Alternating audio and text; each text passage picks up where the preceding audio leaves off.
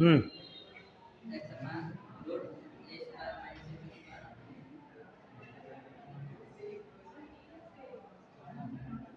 हम्म हम्म वो बता रहा है।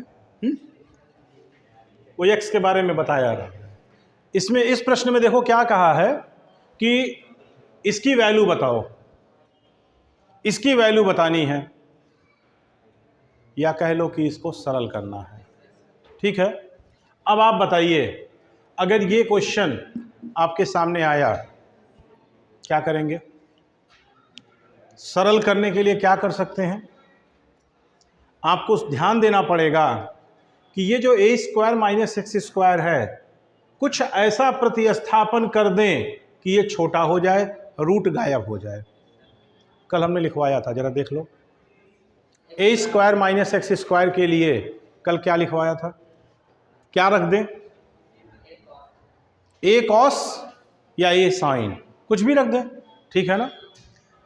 अगर आप कॉस रखेंगे, नीचे साइन बनेगा, कॉस बटे साइन कॉट हो जाएगा। और अगर आप ऊपर साइन रखेंगे, नीचे कॉस बनेगा, तो टैन हो जाएगा। तो टैन का प्रश्न है तो टैन ही बनाया जाए, कॉट भी बनेगा तो भी लग जाएगा, लेकिन आप इसको टैन बनाइए। इसलिए यहां पर अभी फिलहाल यक्स बराबर क्या रखें? ए साइन। ए साइन या ए कॉस में से कुछ भी रख सकते हैं ना, साइन रख दो। अब देखो टैन इनवर्स कैसे ये चेंज होगा? ए साइन थीटा बटे अंडर रूट ए स्क्वायर माइनस ए स्क्वायर साइन स्क्वायर। सही है? बताइए अब क्या हो जाएगा? टैन इनवर्स ए साइन थीटा, ए स्क्वायर को बाहर निकालेंगे तो करनी के बाहर ए आएगा, 1 माइनस साइन स्क्वायर कैंसिल हो गया, तो ये हो जाएगा tan inverse sine theta upon, बताओ भाई, 1 माइनस साइन स्क्वायर, और रूट से बाहर आएगा कॉस, और साइन बाई कॉस क्या बनेगा? तो टैन इनवर्स टैन थीटा। बताए थे टैन इनवर्स टैन थीटा क्या हो जाता है?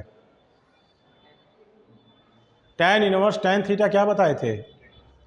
ये खत्म होके केवल थीटा आएगा, तो ये केवल थीटा आएगा।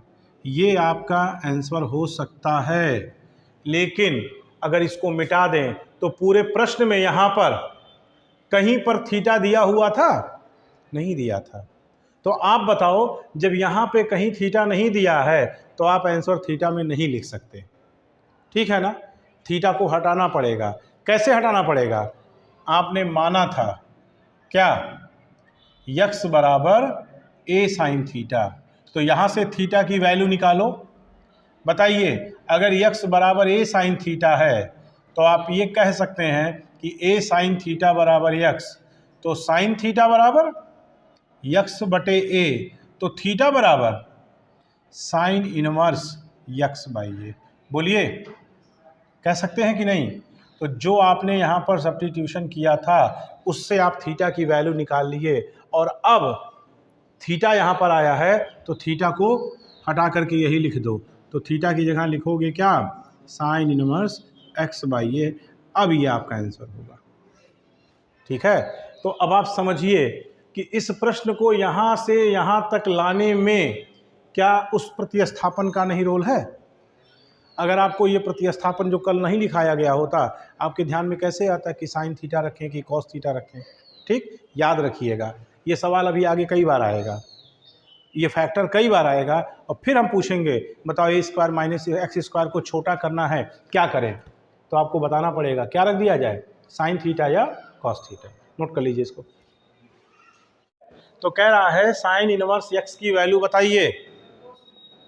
हाँ, कॉस इनवर्स एक्स कह रहा है, कोई बात नहीं, साइन हो या कॉस हो सवाल एक ही को। चलो कॉस इनवर्स एक्स, इसकी वैल्यू बतानी है। अब आप बैठ करके विचार करो कि क्या टैन इनवर्स और कॉस इनवर्स का कोई फार्मूला है? नहीं है। कॉस का फार्मूला साइन के साथ है, टैन का फार्मूला कॉट के साथ है। क्या formula? Sine inverse x plus cos inverse x बराबर π/2, tan inverse x plus cot inverse x बराबर π/2। ठीक, टैन का कॉस के साथ कोई फार्मूला इनवर्स में नहीं है, तब इसको करेंगे कैसे? देखो, आपको लगेगा नहीं कि ऐसा भी हो सकता है, बट करना ही ऐसा ही पड़ेगा। कैसे करेंगे? लिखेंगे कि चूंकि टैन इनवर्स एक्स किसके बराबर दिया है? 3/4। हम लोग क्या x की वैल्यू निकाल सकते हैं? निकाल सकते हैं। x की वैल्यू क्या होगी बाबू? tan 3/4 होगी। अब बताओ, tan में 3/4 का मान किसी को याद है? 0 डिग्री याद होता है, 30 डिग्री याद होता है, 45 डिग्री याद होता है ना? 3/4 का मतलब समझ रहे हो? 1 से छोटा।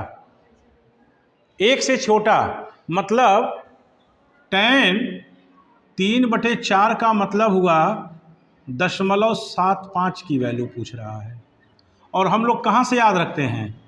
हम लोग tan 0 degree, 30 degree, 45 degree, 60 degree, 90 degree ये याद रखते हैं। और ये क्या पूछ रहा है?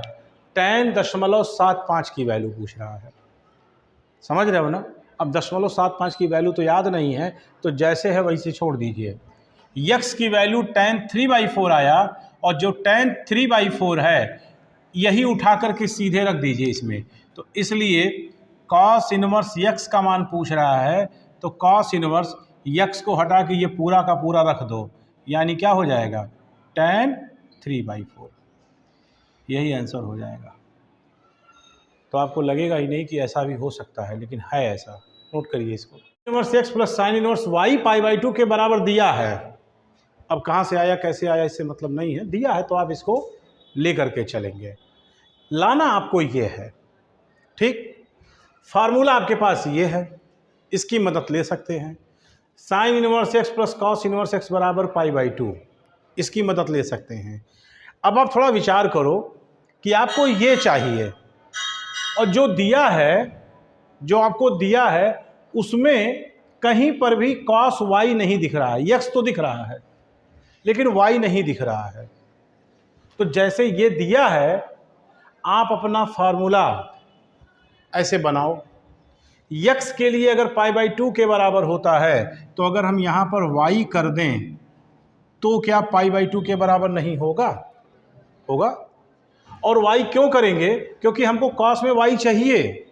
तो ये दिया हुआ है, और आप लिखेंगे कि हम जानते हैं क्या?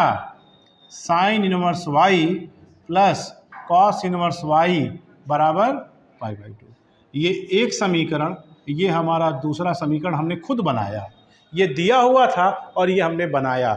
आप बताओ, जो बनाया वो सही है कि नहीं सही है? सही है। हम लोग x के रूप में पढ़े थे, बट हमारी जो आवश्यकता है वो y की है, तो हमने x वाले को बदल करके y में कर दिया। अब मुझे एक बात बताओ, 1 और 2 के RHS बराबर हैं कि नहीं? 1 और 2 के अगर RHS बराबर हैं तो क्या LHS बराबर नहीं होंगे? तो आप लिखेंगे समीकरण 1 और 2 से, 1 और 2 से अगर RHS बराबर है तो LHS बराबर होंगे। तो आप कह सकते हैं sine inverse x plus sine inverse y किसके बराबर होगा? Sine inverse y plus cos inverse y, और साइन इनवर्स y कैंसिल कर दिया जाए, क्या बचेगा?